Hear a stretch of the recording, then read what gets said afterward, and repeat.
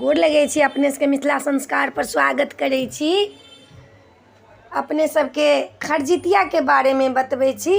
छलखिन हँ कोनो बहिन कमेंट केने जे खरजितिया की होइ छै, तऽ अपने सबके समझा रहल छी खरजितिया की होइ छै। खरजितिया के मतलब की होइ छै से बुझलियै? मंगल के लगै छै जितिया, या रवि के लगै छै जितिया, या शनि के लगै छै जितिया, तऽ खरजितिया ओहिमे लोक कहै छै। तऽ ओहिमे सास के सामने में अहाँ जितिया उठायब तऽ अहाँके ई खरजितिया हैत। आ सास जखन मरि जायत तखन जे उठायब तऽ अहाँके ओ जितिया हैत। खरजितिया होइ छै सासे के सामने में। दोसर जे खढ़ खोंटै छै, आब जानि जुनि कऽ केओ रहल खढ़ खोंटि लेलक, घास काटि लेलक, साग तोड़ि लेलक, ई नहि करला होइ छै। कहै छी अहाँ खढ़ खोंटै छी, खरजितिया छै खढ़ खोंटै छी अहाँ, खढ़ नहि खोंटला होइ छै। सब्जी नहि काटला होइ छै। एहिमे जे कहबै कोनो चीज जानि कऽ तोड़ला नहि होइ छै। खरजितिया छै, जितिया केने छी, मंगलके उठेलहुँ हँ, या रविके उठेलहुँ हँ, या शनिके उठेलहुँ हँ, सासके सामनेमे उठेलहुँ हँ, तऽ ई खरजितिया भऽ गेल अहाँके। हमसब तऽ जितिया केने छी, सास मरि गेल रहै तऽ कहाँ उठेलहुँ। ताहि दुआरे अहाँसब से ई खरजितिया छै, अहाँसब उठा लिअ। मंगल दिनके जितिया छै, उठा लिअ।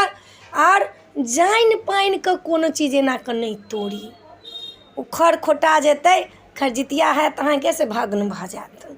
ताहि दुआरे जानि पानि कऽ कोनो चीज नहि तोड़ब, नहि खोंटब, नहि खाँटब, नहि अहाँ कोनो चीजके झाड़ झूड़ करब, नहि केशके लोक झाड़ै छै, केश टूटै छै। तऽ आब तऽ देखै छियै लोक सबके एहिठमन यूपीओके लोक छथिन, बनारसके लोक छथिन, हरियाणाके लोक छथिन, आब सब जितिया करै छै।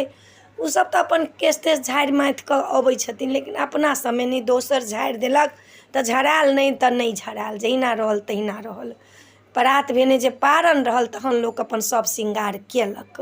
श्रृंगार केलक तऽ अपन भेल, नहि तऽ केश लोक जानि कऽ नहि झाड़ै छै जे टुटि जायत केश। तऽ ताहि दुआरे अपने सबके खरजितियाके बारेमे सेहो बता देलहुँ हँ। आ खरजितियोके जे पारण करब तऽ डाली जे भरै छै से डाली भरथिन, डाली उसरगथिन, ओहिना पारण करथिन। खरजितिया सासके सामनेमे करथिन, रवि मंगल शनिके पड़तनि तब खरजितिया भेलनि। जानि कऽ खढ़ नहि तोड़थिन, जानि कऽ सब्जी नहि करथिन, जानि कऽ कोनो चीज नहि तोड़थिन, वएह भेलनि खरजितिया। तऽ अपने सब छलहुँ हँ कमेंट केने, तऽ ओकर प्रश्नके जवाब देलहुँ हँ। नीक लागत तऽ चैनलके सब्सक्राइब करब, लाइक करब, कहऽके नहि बिसरब। हमरा अबैए नहि किछु, जे हौसला दै छी से अपने ही सब। नीक लागत तऽ जरूर कहब। जय मिथिला, जय माता जी।